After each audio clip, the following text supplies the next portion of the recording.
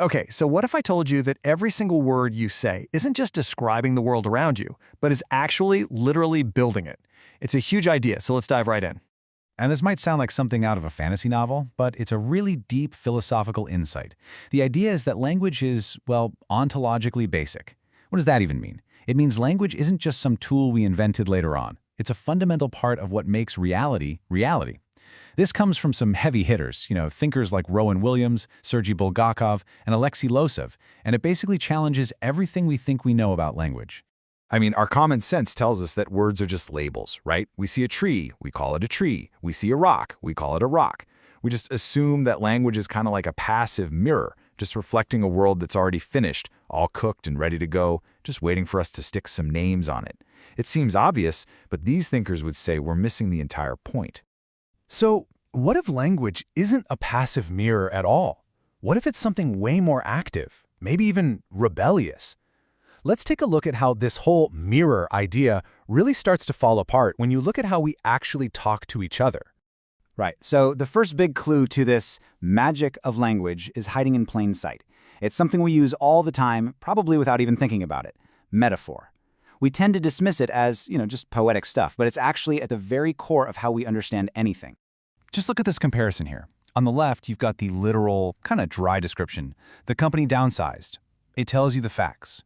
But then look at the right, the metaphor. The company was a ship shedding weight to survive the storm. Wow. That does so much more, doesn't it? It doesn't just describe the situation, it makes you feel the struggle, the desperation, the primal story of survival. It's creating a whole new unified understanding. That's not just a description, that's a new layer of reality. And as the philosopher Rowan Williams says here, our normal grammar, subject, verb, object, can kind of trick us into thinking the world is just a bunch of separate things acting on other separate things. It can be a prison. But he says language has this saving eccentricity, this wonderful weirdness, like metaphor, that's always breaking us out of that prison. Okay, so if language isn't just a mirror, what in the world is it? This right here is the core idea of this whole explainer. The idea that when we speak, we are adding something brand new to the universe. The key word here is dilation. It's this idea that our words don't just copy reality, they actually enlarge it, they expand it. The slide calls it a meaningful flouriation, and that's just a beautiful way to put it. Think about a flower blooming. That bloom isn't just a label for the plant, it's a new, vibrant part of the plant's reality. And our words, they're like that bloom. This slide basically lays out the whole cosmic story. First, you have raw nature, full of patterns and potential. Then, step 2, humans emerge from that natural process. And then, step 3 is where the magic happens. Our language comes in and acts as this integrating factor. It pulls all that potential together and makes the universe aware of itself. So our speech isn't some weird interruption of nature, it's the grand finale. We are the universe's way of telling its own story. And this just drives the point home. In a way, the universe actually needs our language to make full sense of itself. We're not just some random accident that happened to pop up. No, we are participants, the part of the whole system that allows it to become coherent and self-aware. I mean, isn't that just an incredible thought? So once you accept this, it completely flips the script on how we see the world and our place in it. We move from a universe of lonely, isolated things to a universe buzzing with interconnected meaning. The old view, the one we're used to, sees a world of separate objects. It's a pretty lonely picture if you think about it. There's me over here, the world over there, and my words are just these flimsy little bridges trying to connect the two. But language shows us something completely different. It reveals what's called a communism of being. And don't get hung up on the political term there. Think of it more like a deep community or communion of existence, where things only really get their meaning through each other. I'm not some spectator on the sidelines, I'm in the web. And my words aren't just about the world's action, they are a continuation of it. And this is a bit of a mind-bender. It means the realness of a thing, its substance, isn't some secret core hidden deep inside it that we can never get to.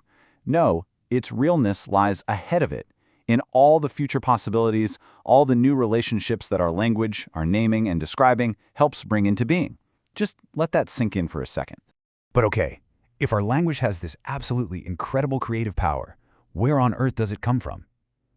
Well, for the thinkers we're talking about, the answer goes beyond philosophy and gets deeply theological. The idea is that our ability to create with words is basically a finite echo of an infinite reality. Think of it like this. If God created the entire universe through the Word, the Logos, then our small human acts of creating meaning with our words are a reflection of that huge divine act. We're taking part in the very same creative pattern. To make that a bit more concrete, this theology uses an analogy. The relationship within the Trinity, between the Son and the Father, is one of eternally receiving a gift and responding to it.